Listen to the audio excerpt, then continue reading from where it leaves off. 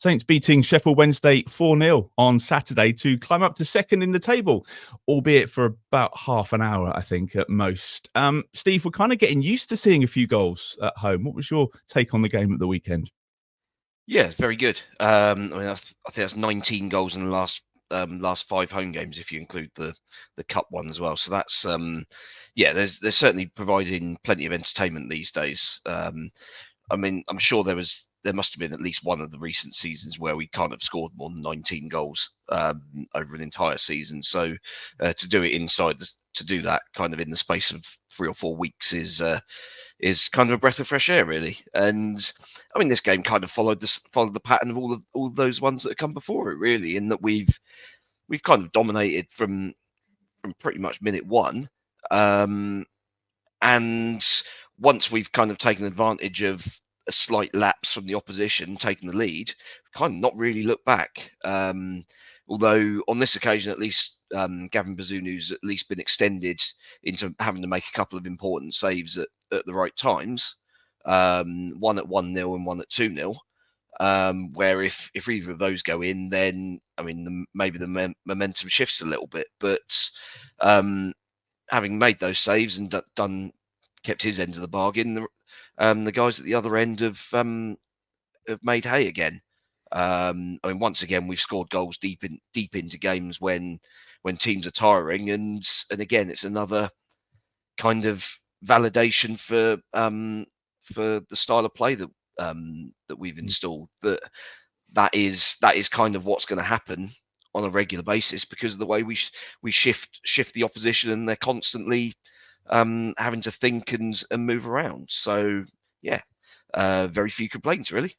It was good. I mean, Glenn, once that second goal came, it was just total and pure domination, really, from us. They had the free kick straight after the second goal that obviously they could have hit back with that. And at the time, I thought it was a brilliant save. But then when you watch it back, it was actually sort of straight at him. He hit it hard, but it was it had to be saved, obviously. But I think Bazunu would have been disappointed if that had gone in. But once that didn't go in, Sheffield Wednesday, I felt they kind of gave up at that point, and it was like, we're not getting anything today.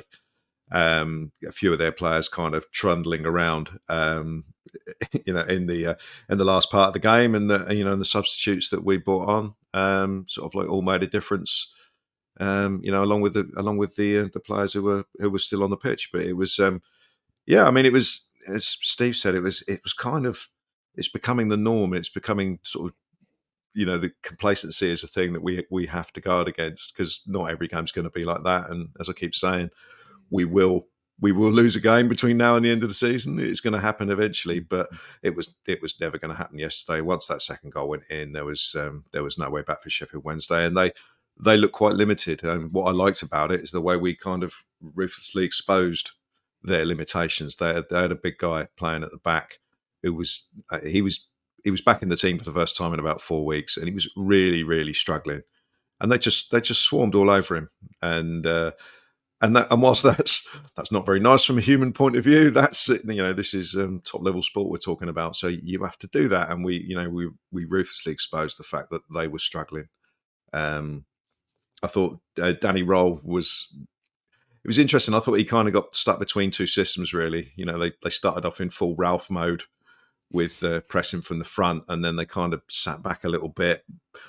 But they never quite committed to either style, I felt, and I don't think that did him any favours ultimately. So from what I've read on Sheffield Wednesday forums, they kind of think this is the first game he's kind of got it wrong. But I said to them during the week, losing to us won't define their season. But they need to show a little bit more heart and running, I think, than they did after we went 2-0 up. So happy days.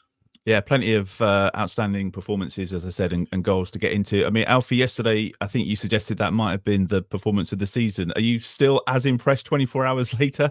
And what stood out the most for you? Yeah, I think probably the second half definitely was, in my opinion. I think the Glenn's right about the system, I suppose. But what they did do was they always had constant pressure. There's always at least one man sort of attacking the Saints' possession. And what that meant is, the Russell Martin system, which is based on finding the spare man, there was always a spare man. And I think they popped it around with a lot of speed. They move the ball quickly now. It's not true at all that they pass it around slowly. But even quicker yesterday, they were always finding people, sort of cutting people open. So I thought that, I think in terms of entertainment, in terms of electricity, I thought it was probably the best performance. But I think we've seen a couple now. We've seen 5-0, 4-0 twice at St Mary's. We're being really treated. And interesting to hear you talk about Danny Roll there, Glenn. I can say he's a lovely bloke. He came into the press conference room after and he shook everybody's hand individually and he sort of introduced himself to everyone. Very softly spoken. I'm sure he's a lovely guy and we do genuinely wish him the best. But his team were not at it for the level of Saints. And I did want to just sort of mention Adam Armstrong because that has to be his best game.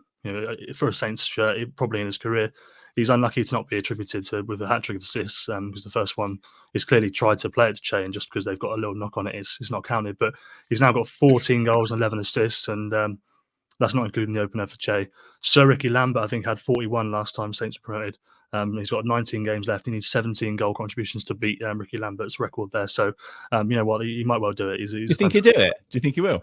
Well, it's a lot to keep up, isn't it? I mean, he's obviously, I can't remember exactly how many he's got in the last 10 games. So I think it's 12 and 10 or something stupid like that. To keep up 17 and 19 is not going to be easy, but if he does that, there's every chance the Saints are in the top 2 by the end of the season. It's going to be amazing. Just in case you're not aware of the record that's been doing the rounds, and everyone was talking about this yesterday, Saints are now unbeaten in 19 league games, 20 in all competitions, which is their best run since becoming a Football League club in 1920. It's also a record for us because I make it 20 vaguely positive pods in a row, and I don't think that's happened since the podcast started. So I'm not sure the Coventry one was that positive, was it? Vaguely positive, vaguely.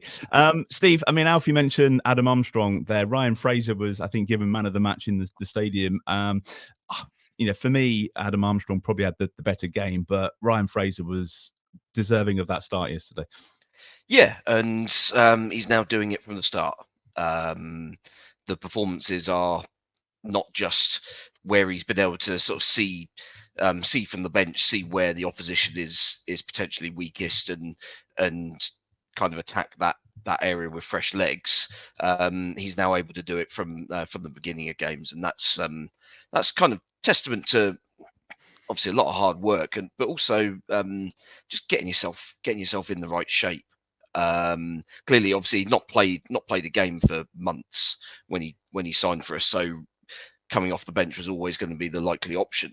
And it was. I mean, we'd mentioned ourselves, hadn't we? That it'd been frustrating that every time he'd earned himself a start from his performances off the bench, he then kind of threw it away by kind of more or less being anonymous in those games where he started.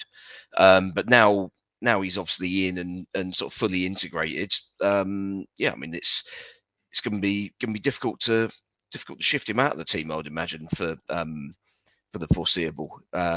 Dozy and Sulemana and Aribo and whoever else might be sort of fighting for one of those attacking wide spots. I mean, good luck getting that spot off of him.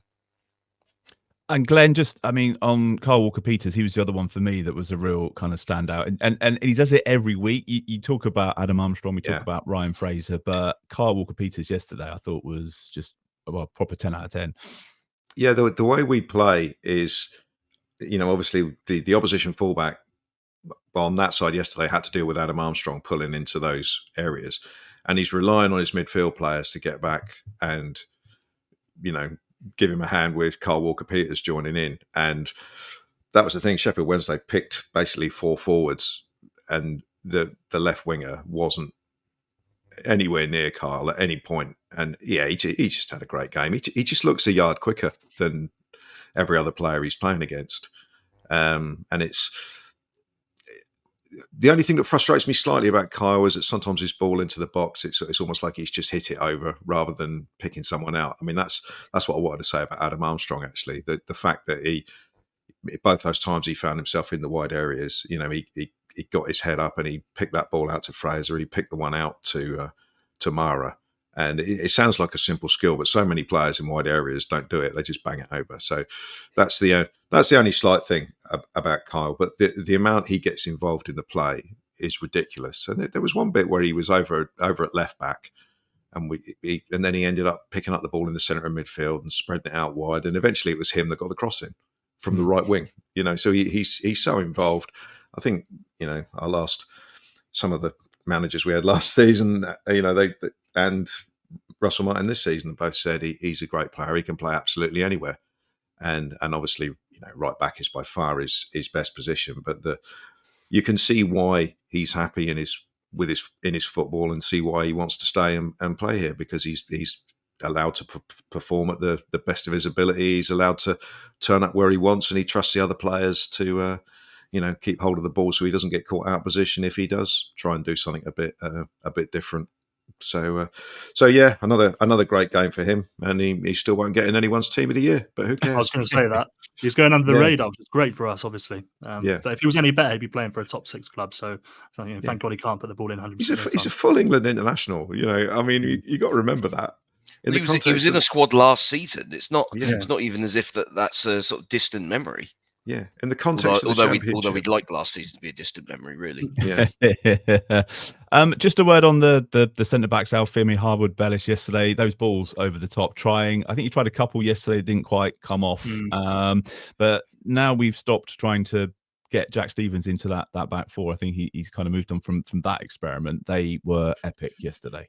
Well, he does still bring him on at the earliest opportunity every game, doesn't he? Sort of about 65, 70 minutes he'll get him on. But I mean, there's nothing more that we can really add about Jan Bednarek and Taylor Bellis, in my opinion, because we know how good both of them are at this point. They're so reliable. Jan is a proper defender, and Taylor's, you can tell he's played for Man City for 12 years because he can do anything with the ball. So very, very lucky to have both of those. And it begs the question, if they go up to the Premier League next season, are those two rather, they good enough to be the starting pair? We've seen that Jan Bednarek probably has been tested at times at Premier League level, but those two look so settled. Would you be tempted to improve on that? I mean, I'll open the question to you because I don't know the answer. It would be a low priority, I would suggest, compared to other areas. Taylor. I mean, we could always bring back Lianco and Chiletazar. no particular issue with the latter, but the other, yeah. Well, thankfully we'll cross that bridge when we come to it. Steve, we talked about being in control of games and winning these games like 3-0 at home, 4-0 at home.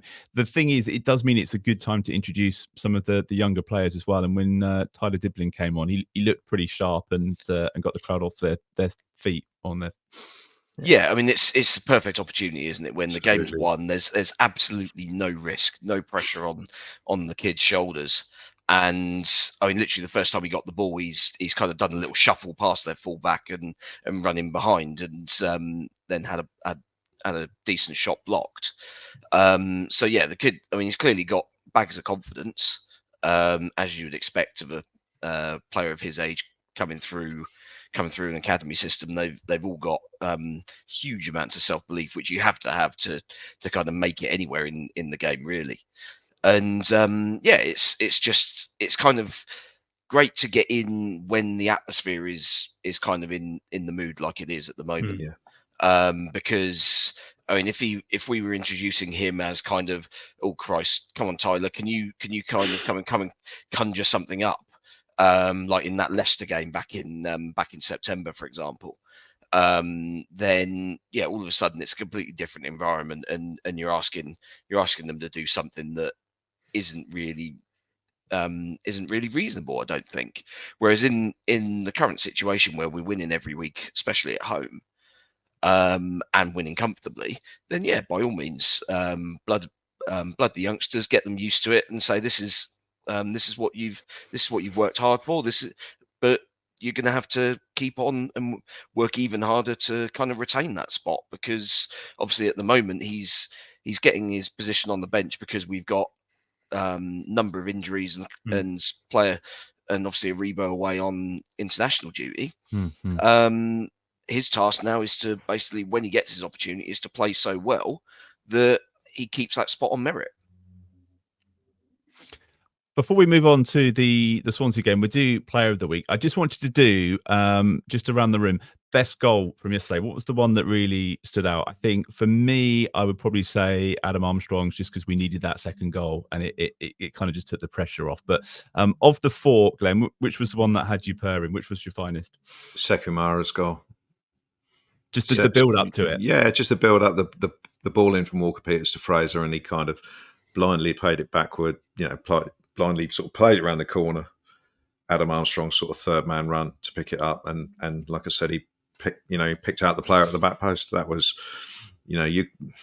though Sheffield Wednesday didn't make a particularly good effort, if the play is that precise and everyone is that committed to what they're trying to do with every pass, then it's very, very difficult to stop. And that's a great goal. Sekamara's having a great time, isn't he? I think he scored 3 goals from a combined distance of about 4 yards. So he's now and also scorer. Yeah, I mean he's got three goals in the space of like a game and a half, I think, in terms of his actual game time. So it's it's all good. Che Adams is scoring, Sekamara is scoring, and don't need a striker. No, absolutely not. No, we need another midfielder instead. Was that the standout goal for you as well, Alfie? Would you agree with well, on that one? I think they're all good, but I like the individual pick out from Adam Armstrong to Ryan Fraser. I think is really good because the way Ryan Fraser's not even in the frame when Adam Armstrong picks the ball up. He drives a few yards, fully sails a defender, and still manages to just sort of clip it across with the inside of his foot. It's a brilliant pick out, and obviously Ryan Fraser with a trademark finish as well. I mean, you joked about it, I think, last week, Steve, that he used to score goals like that against Saints. Obviously, I wasn't following the club at that time, but he does seem to score that every week now. He's brilliant at just picking the far bottom corner out. Steve, your favourite one from yesterday? The fourth one, I think. Icing on the cake type job, and load of different players involved, and just the movement. You can kind of point to Sheffield Wednesday having given up the ghost by that point, but even so, I think that movement probably still cuts open most defences at this level. Really, really well worked, I thought.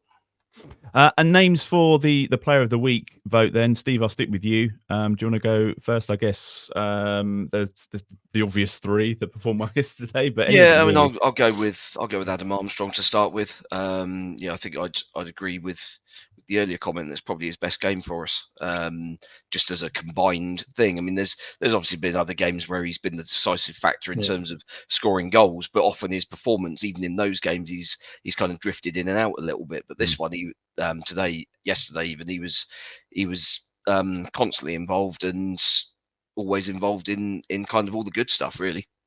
Yeah, no, I'd agree. Alfie? I will go with Carl Walker Peters, just because I think that he's going so far under the radar. And I gave 3 10 out of 10s actually in my player ratings, which I don't think you should give 10 out of 10s really, but I was feeling a little bit excited after the game, so I gave 3. You'll never work for Lecky. No, that's true. I won't. And Glenn? Yeah, it's got to be Wee Man.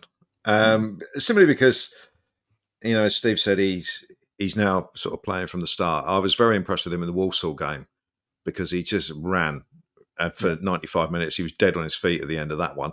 And he was, for a player of his experience playing in that sort of game, to put in that amount of effort, and I think, we've done it on here. We've questioned his attitude from time to time when he first joined the club. He's clearly loving life at the moment and is, to be prepared to put in that sort of performance against Walsall. And he followed it up again yesterday. So it was, it was going to be a bit of a challenge to a newer challenge, if you like, to do it in a league game for 90 minutes. And I thought he was excellent throughout. And lovely finish for the goal. And heavily involved in that goal that Sekamara scored. So it has to be him. The obvious thing about Ryan Fraser at the moment as well is that he's obviously living in Bournemouth, as you'd expect, and I think his partner's from Winchester as well. So I mean, in terms of a location and a club, this makes total sense for him to want to get another 2 or 3 years here. So it makes complete sense. Nice. We'll get that poll on our social media.